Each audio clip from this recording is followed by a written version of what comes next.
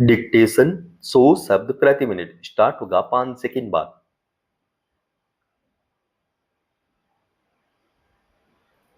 Start.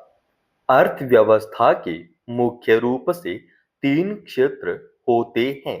पहला, प्राथमिक क्षेत्र, जिसके अंतर्गत प्राकृतिक संसाधनों के निष्कर्षण और उत्पादन से संबंधित क्रियाएं होती हैं, जैसे कृषि, पशुपालन, मत्स्य पालन, वनस्पति और वन उत्पाद और खनन।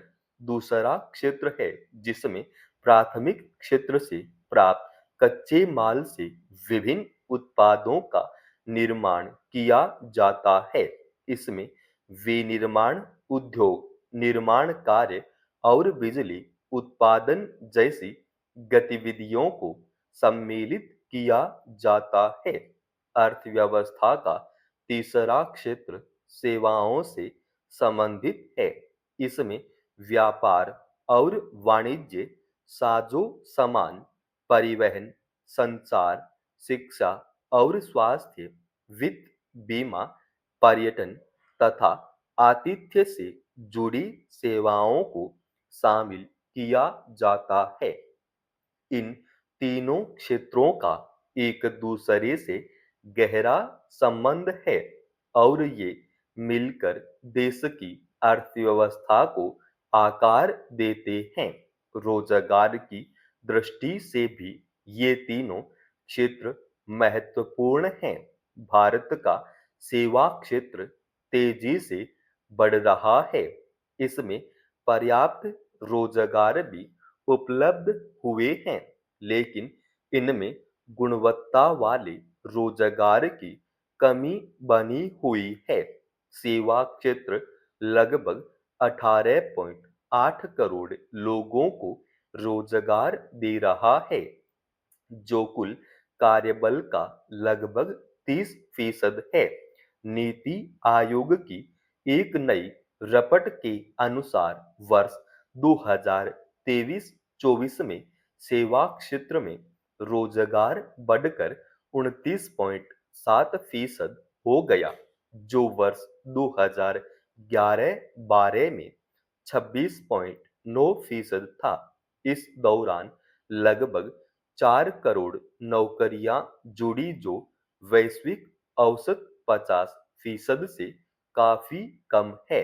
इससे संकेत मिलता है कि भारतीय कृषि और सेवा क्षेत्र की बढ़त अन्य प्रमुख अर्थव्यवस्थाओं की तुलना में धीमी रही है।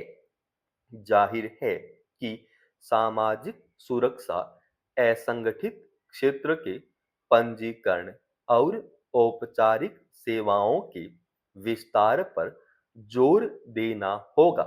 भारत सरकार ने सेवा क्षेत्र को अर्थव्यवस्था का सबसे बड़ा क्षेत्र मानते हुए इसे बढ़ावा देने वास्ते कई महत्वपूर्ण प्रयास किए हैं।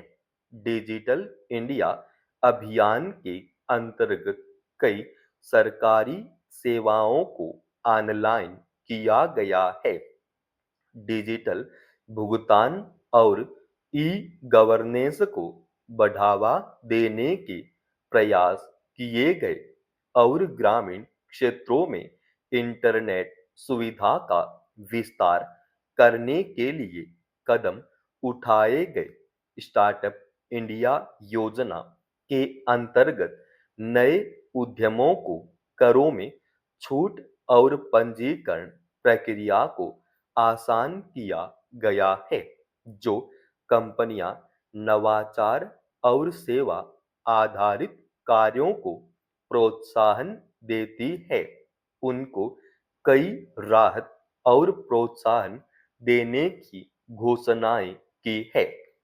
मेक इन इंडिया अभियान के अंतर्गत विनिर्माण के साथ साथ सूचना प्रौद्योगिकी, पर्यटन और आतिथ्य जैसे सेवा क्षेत्रों को बढ़ावा देने के उपाय किए गए हैं।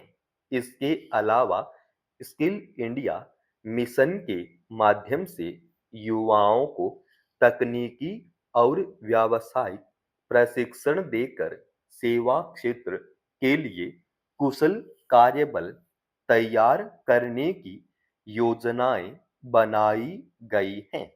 साथ ही पर्यटन स्थलों का विकास और विदेशी पर्यटकों को आकर्षित करने के प्रयास किए गए हैं। होटल और पर्यटन को बढ़ावा देने के लिए विभिन्न स्तरों पर कोशिश जारी है।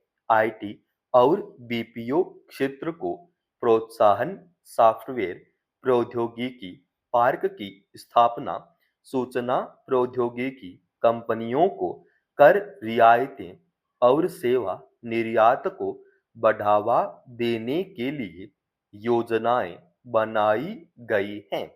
सरकार ने वित्तीय समावेशन योजनाओं के अंतर्गत बैंकिंग सेवाओं का विस्तार और डिजिटल लेन-देन को बढ़ावा देने के भी उपाय किए हैं। हकीकत यह है कि सरकारी प्रोत्साहनों और प्रयासों के बावजूद सेवा क्षेत्र की अधिकांश नौकरियां और सेवाएं अभी भी कम उत्पादकता वाले क्षेत्रों जैसे व्यापार और परिवहन में केंद्रित हैं, जबकि सूचना प्रौद्योगिकी, वित्त, स्वास्थ्य और व्यावसायिक सेवाएं अधिक मूल्य सृजन तो करती हैं, लेकिन इनमें रोजगार के अवसर सीमित हैं। नीति आयोग के अनुसार सेवा क्षेत्र अब भारत की आर्थिक वृद्धि की रीढ़ बन गया है।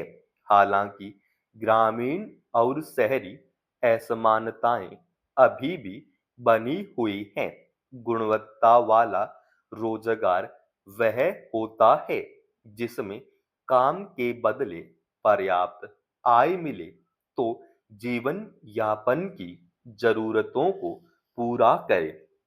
यह समय पर भी मिले, शारीरिक और मानसिक रूप से सुरक्षित कार्यस्थल हो, जो स्वास्थ्य जोखिम एवं भेदभाव जैसे उत्पीड़न तथा असुरक्षित कार्य से मुक्त हो। चिकित्सा बीमा, पेंशन सुविधा, भविष्य निधि, मातृत्व लाभ और वेतन सहित छुट्टियां जैसी सुविधाएं मिले, व्यक्ति के कौशल विकास, प्रशिक्षण, पदोन्नति और आगे बढ़ने के अवसर उपलब्ध हों।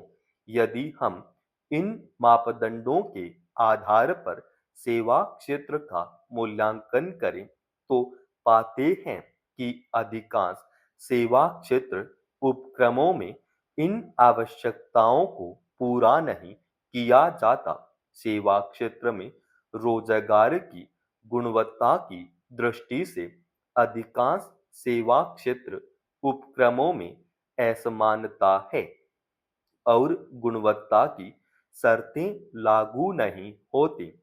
इसमें अधिकांश रोजगार अनौपचारिक और कम वेतन वाले हैं।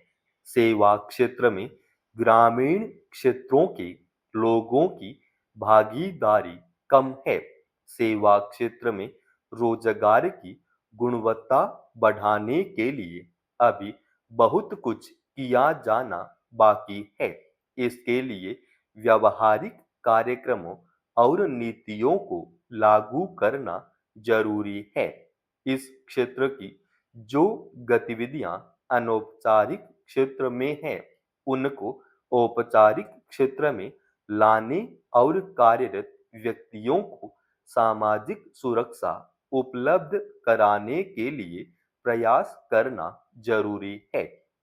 महिलाओं और ग्रामीण क्षेत्रों के लोगों के लिए कौशल विकास और डिजिटल माध्यमों की पहुंच बढ़ाना भी आवश्यक है।